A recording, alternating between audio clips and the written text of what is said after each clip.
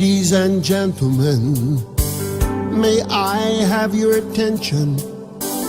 I want to introduce to you, in this corner of the good and the right, stands a champion all robed in white. His height exceeds the heavens, his weight outweighs the world. His reach reaches everywhere, and his age is evermore. He is higher than the highest, greater than the great, and no one will ever take his crown away. He's more mighty than the mightiest, and he reigns from above. He's the all-time, undisputed, undefeated champion of love. Hello, this is Mark Millett. Salut, aici este Martin Malet Romania Mission TV.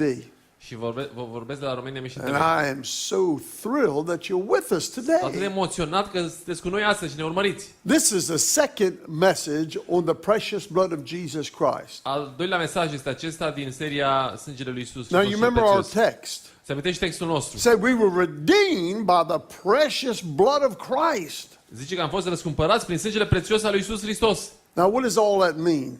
Ce înseamnă tot asta? Well, you remember back in Genesis, Se amintește înapoi în Geneza, God made a covenant with his chosen vessel called Abraham. Dumnezeu a făcut un legământ cu vasul lui ales numit Avram. And if you'll study Genesis chapter 15, Dacă vei studia Geneza 15, verses 1 through 21, I think it is, and you'll read about this covenant de la versetele 1 la 21 și vei citi despre acest legământ that God made with Abraham. pe care l-a făcut Dumnezeu cu Avram. Now, it wasn't just for Abraham.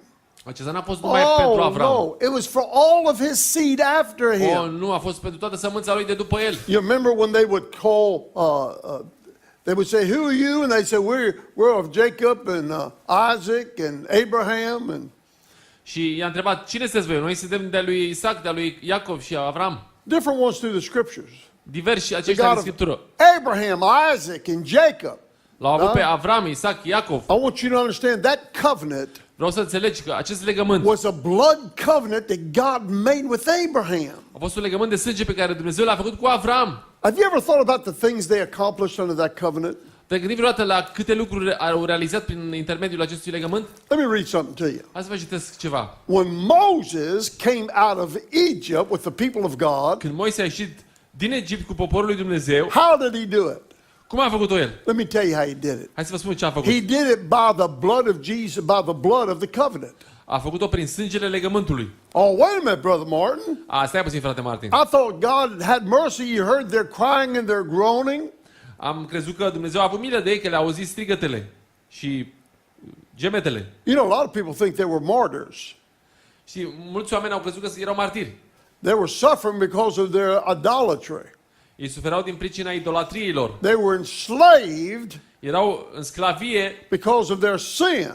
din pricina păcatului Now lor. listen to me. Ascultați-mă. And it wasn't their good works Și n-a fost vorba de faptele lor bune or their reverence to God. sau reverența lor către Dumnezeu. No. Nu. They'd learned the ways of the Egyptians, most of Ei them. învățaseră căile egiptenilor în cele mai multe But let me show you what happened. aspecte. Hai să vă spun ceva ce s-a întâmplat. In Exodus chapter 2 and verse 24. În Exod 2 cu 24. We remember they were under the Pharaoh, who was a type of Satan, Se amintești că se aflau sub stăpânirea lui Faraon, care e un simbol al lui Satan? and those taskmasters that beat them and made them work. You remember them? Și acei sprăvnicei care îi făceau să muncească și îi băteau. That's a type of demons. Aceștia erau simbolul demonilor. And they were in Egypt, which is a type of the world. Și erau în Egipt, care este simbolul lumii. They never escaped until the blood was applied. Ei n-au scăpat decât până când a fost aplicat sângele. Now, if you're saved, you know I'm telling the truth. Dacă ești Amen. mântuit, știi că zic adevărul. But listen to Exodus Dar ascultați în Exod chapter 2, verse 24. 2 cu 24. And God heard their groaning. Dumnezeu a auzit gemetele lor. But now notice it. Dar observați acum. And God remembered his covenant with Abraham, Și și-a adus aminte de legământul său făcut cu Avram, with Isaac, Isaac with Jacob, și Iacov. and all the way down to the last high priest, Și toată linia genealogică până la ultimul mare preot. offered his precious blood before the Father. A oferit sângele perfect înaintea Tatălui. Think about the things they conquered Gândește-te la lucrurile pe care le-au cucerit under that covenant. sub acel legământ. Was just a type. Acestea erau doar simboluri, It was just a shadow of things to come. umbre ale lucrurilor viitoare. Beloved of God, you have a greater covenant. Prea iubita lui Dumnezeu, tu ai un mai mare legământ. They were conquerors, Erau biruitori, but you're more than a dar tu conqueror. ești mai mult decât biruitor. Listen, they came through the Red Sea. Ascultă, au ieșit din Marea Roșie. Why? De ce? Because of the blood covenant. Amen. Datorită legământului de sânge.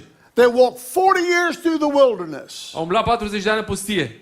And those that obeyed the covenant of God never got sick, never wore the clothes out. Și cei care au ascultat de legământul lui Dumnezeu, nu li s-a tocit călțămintea, nu și-au tocit hainele. And we have a better covenant. Și noi avem un legământ mai bun. Now, tomorrow, Mâine I'm going to show you some things we have in this new covenant. o să vă arăt niște lucruri pe care le avem în acest And nou we'll talk legământ. about the old covenant a little bit. Hai să voi vorbi despre legământul cel nou. Listen, invite your friends to watch with you. Ascultă-mă, Okay? invită-ți prietenii tăi să urmărească cu noi. If you would do this, Dacă vei face asta, it'd be such a blessing for us, for you, va fi o binecuvântare și pentru noi și pentru and for the tine church și pentru biserică. to send somebody else, one of your friends, a link Și trimite unuia din prietenii tăi un link to this broadcast. al acestui program. Let them hear the truth Permite-le să audă and și be adevărul set free. ca să-i elibereze. Help us win them to Christ Ajută-i să fie câștigați la and help Hristos. us feed the sheep. Amen. Și ajută-ne să God hrănim oile. bless you. Dumnezeu să te binecuvânteze. Love you. Te iubim. In Jesus' name. În numele lui Iisus.